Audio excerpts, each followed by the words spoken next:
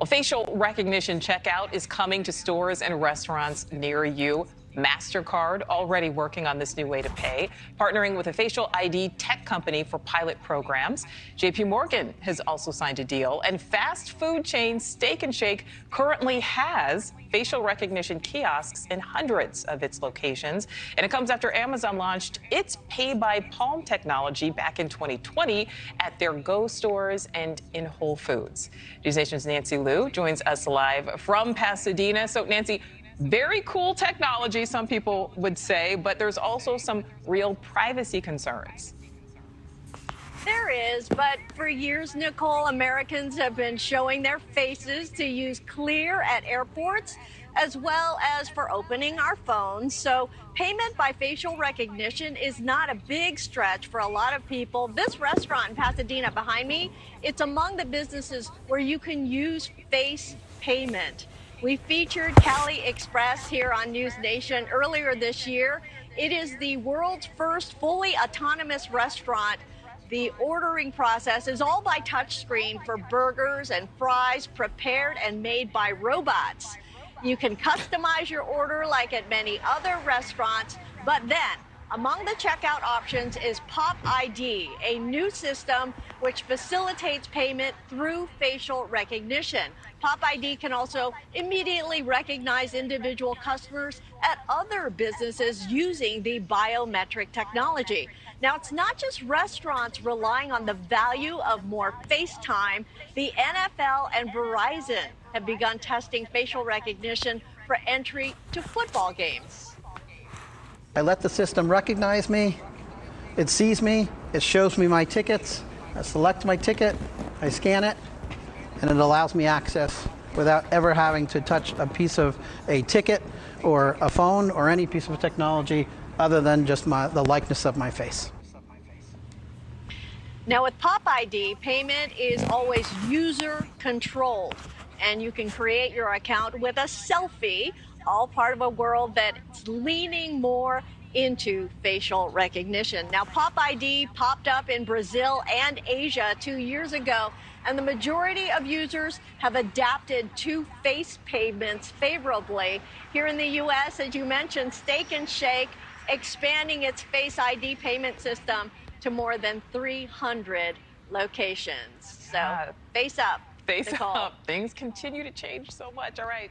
Nancy, thank you.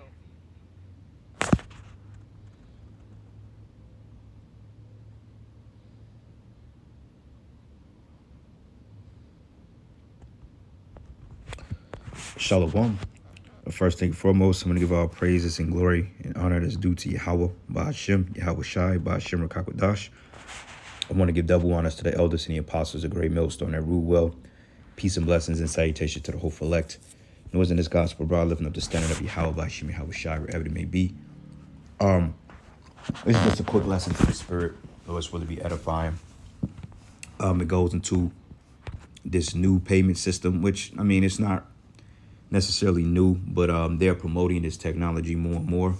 As I noticed over the last couple of years, like certain fast food establishments like McDonald's and stuff, like sometimes when I'm out on the road and I need to use my laptop for Wi-Fi, I clock out, I'll go to like a nearest restaurant like a McDonald's or something like that. But as you know, I've seen they've had McDonald's that's kiosk operated now.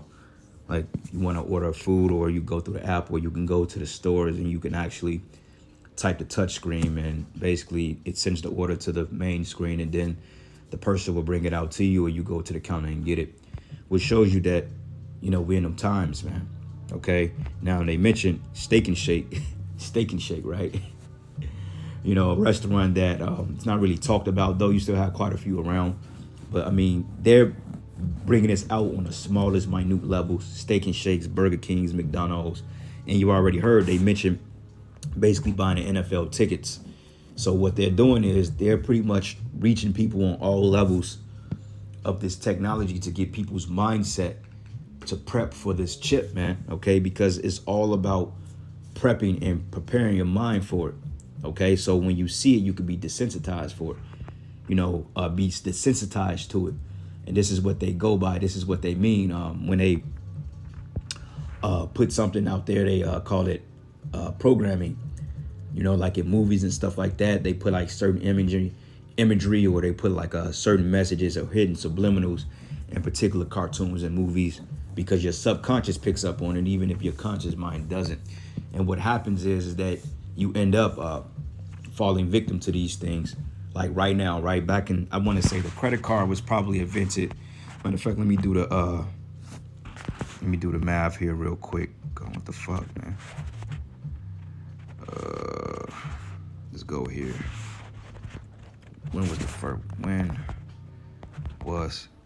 credit card invented? 1946, right?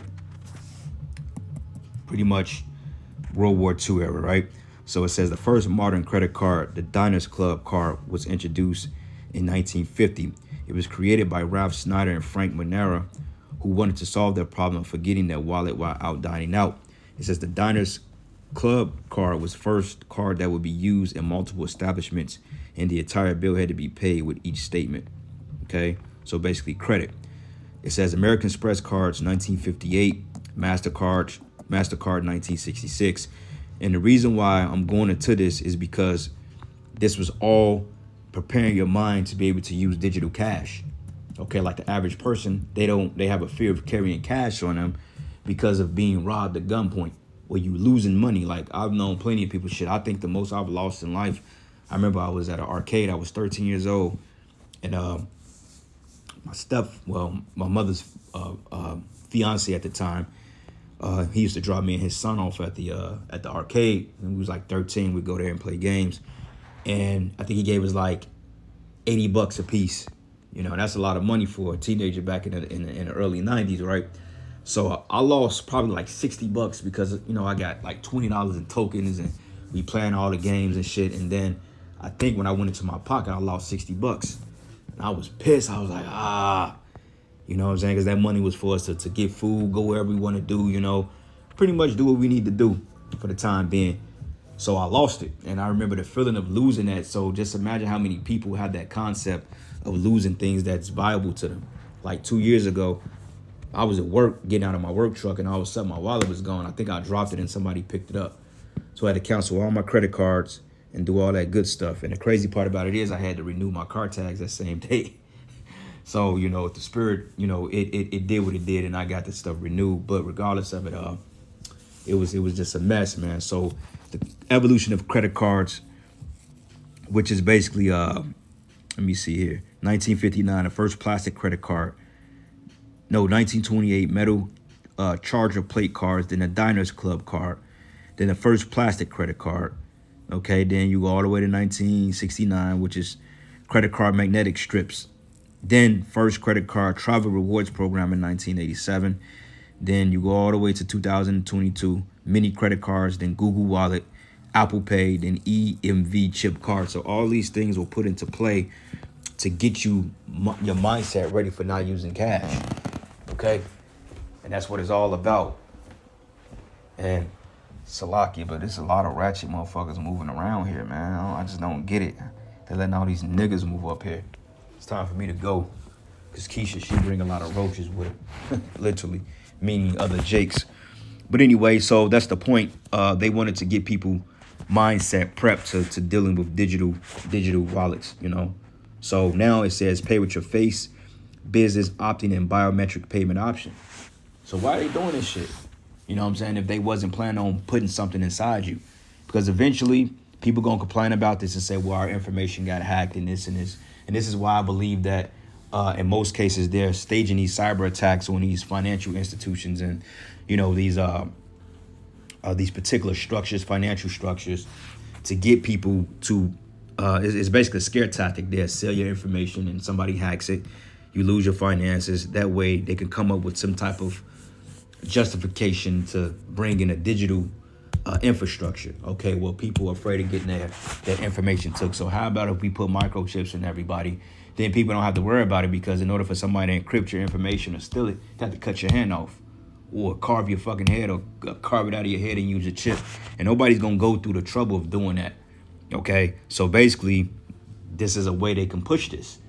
Fear, okay, like the Apostle Gabar always going to pressure from above, pressure from beneath, you know. Hegelian dialectics. Problem, reaction, solution. Okay? They create the problem, which is the money system going down, the money being devalued.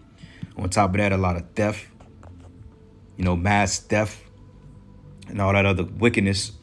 And then before you know it, the reaction, people, they panic, they calling in, they complaining, they want to go batshit crazy. Solution, okay, let's bring in a digital infrastructure. That way, can't nobody take your eyeball out, and there go your bank account information. Like with the cell phones. When you look into the cell phones, basically, if you want to open your phone up, they have to get your biometrics, meaning they got a replica of your eye scan, they got your biometrics, and then that way you can get in, you get inside your phone. So they already got that information. So now it's just a matter of pushing it on people, okay? Because people don't mind being invaded as long as it's voluntarily invasion, meaning if they opt into the system.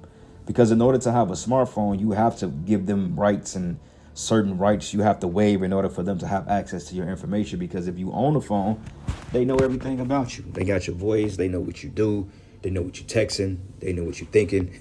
You know what I'm saying? It's all in this algorithm here. So next thing you know is to put this technology in people, and Esau, he's won, but it's not going to be the case. Okay. So anyway, this is the book of 2 Esdras 16, and I'm going to start at 68. It says, "For behold, the burning wrath of a great multitude is kindled over you, and they should take away certain of you and feed you, being idle with things offered unto idols." Okay. And that's this technology here. But see, other guys out there, or other accounts would tell you this is not the case. Well, if this wasn't the case, then why the hell are they pushing it so hard? Pushing the brain chips, pushing this technology. Because overall, what they're doing, they're selling you on this product. So when it does come to pass, you can be like, oh shit, this is dope. This is cool. I ain't got to walk around with wads of cash in my pocket. But I can just pay with my eyeballs. I can pay with my biometrics. I can scan my hand and bam. Okay. I remember I did a video about a couple of months, maybe 2 months ago, and it showed this hospital setting that in order to get checked in, you got to scan your hand, even though it wasn't a physical chip in the hand, but you have to swipe over the scanner, and somehow, some way it can read your palms or some shit. And before you know it, you checked in. So this technology is the real deal. Okay. And it will be used and made mandatory once this dollar collapses. Okay. I'm certain of that. Okay. If they don't push it any other way, they have to push it through some type of economic hardship, which, hey, you other groups, y'all keep playing. All right. So anyway, reading on, it says, "And they that consent unto them should be had in derision and in reproach and trodden underfoot." So, hey, if you opt in, you screwed. If you don't opt in, hey, you got a better chance of being delivered by Yahweh Bashim Yahushai, but they're going to put hell on you. Okay. They're going to put a smear campaign on you. Oh man, this guy's a terrorist. Oh man, he's not fit for society. Why doesn't he want to opt into society? Oh, he thinks this and that. It's going to be they're going to try to run us through the ringer, man. But we can't bow down to this image because, hey, we're commanded not to do so. And this is the reason why they threw Daniel in the lion's den, because he didn't bow down to the image. Okay.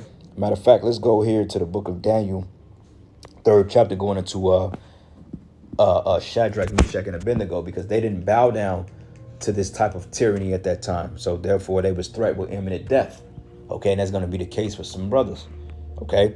So anyway, this is the book of Daniel 3, and I'm going to start at verses. I'm going to get to the point. Yep. I'm going to start at verses 4. It says, "Then a herald cried aloud, to you it is commanded, O people, nations, and languages, that at the time you hear the sound of the cornet, flute, harp, sackbut, psaltery, dulcimer, and all kinds of music, ye fall down and worship the golden image that Nebuchadnezzar the king has set up." Okay, so this was mandatory. Okay, they didn't give a damn if you were Israelite or if you were so-called keeping the law, statutes, and commandments. They said, fuck that shit. We over you. Listen to us or we gonna put you to death. Like the Lord said, hey, you have not resisted unto blood, because this thing will be brought back by bloodshed. Okay, when Esau somehow has established the society and kind of get it back up in some type of running condition, this thing will be instituted by bloodshed. It's the same thing they did with the 2 years ago. Okay, it wasn't by bloodshed, but a lot of people lost their jobs. A lot of people was threatened. People was evicted. You know, even in different countries, man, hey, they will quarantine your whole building and lock you up and put you in these particular camps. Okay, because certain societies went fully draconian, like over there in China. Hey, in Wuhan, they went draconian with this shit. You know, if you looked like you had the sniffles, they were gonna put your ass in a internment camp and water hose you to death. You know, when it was all bullshit at the end of the goddamn day. This is why this man has to fucking go down, man, because nobody wants to live in fear, live in paranoia and shit. You know, you don't decide to do something they want you to do. They want to come and put a gun in your head and fucking make you pay for it, all because you chose to serve the Most High. This is why the Lord is going to be with us. But it says, and whosoever falleth not down and worship the same hour should be cast into the midst of the burning fiery furnace. So if you wasn't bowing down to this image, you was getting thrown in a fire. Okay, who the hell wants to be burnt up for not partaking in the heathenistic custom? Okay, that's just madness, and that's evil, and that's wickedness. Okay, Yahweh Shai will never have a world in righteousness that's being ran by draconianism, man. Okay, that's why in the kingdom we gonna really put hell on you heathens. It says, therefore at the time when all the people heard the sound of the cornet, flute, harp, sackbut, psaltery, and all kinds of music, and all the people, the nations, and languages fell down and worshipped the golden image that Nebuchadnezzar the king had set up. And wherefore at the time certain Chaldeans came near and accused the Jews. And they spake and said to the king Nebuchadnezzar, O king, live forever. Thou, O king, hast made a decree that every man that shall hear the sound of the cornet, flute, harp, sackbut, psaltery, and dulcimer, and all kinds of music, shall fall down and worship the golden image. And whosoever falleth not down and worshipped, that he should be cast into the midst of the burning fiery furnace, man. So that was the penalty for not bowing down to the heathens. So how much more when they make this technology mandated? Okay, they may give you a little, you may be able to you know, refuse it for some time being, but overall it's gonna come to a point they say, well, look, everybody else is tagged up, y'all ain't. What's up? Then some people, they just gonna like, you know what, fuck it, they just not among us. They don't exist anymore. They off the grid, they in the woods, you know, they lurking in basements and bunkers and, you know, wherever the Lord may have us to go in that day. You know, out of sight, out of mind. Some of them not even gonna even come gunning for us because we gonna be so out of sight, out of mind. The Lord gonna hide us. But overall, they're gonna start coming at the people that refuse this. And I can say you other groups, you other Israelite camps, whether you push this prophecy or not, you still gonna get caught up in the sweep. Okay, you still gonna get caught up in that flood. Why? Because according to Esau, all Israelites adopt to the same ideology. Okay, they don't give a fuck about doctrinal preference. They don't care about that. You know, you can teach something totally different. The fact that you calling yourself a Hebrew Israelite is enough. You know, it says that the certain Jews whom thou hast set over the affairs of the province of Babylon, Shadrach, Meshach, and Abednego, okay, which these were high up men. Okay, they had status, so therefore eyes was on them all times.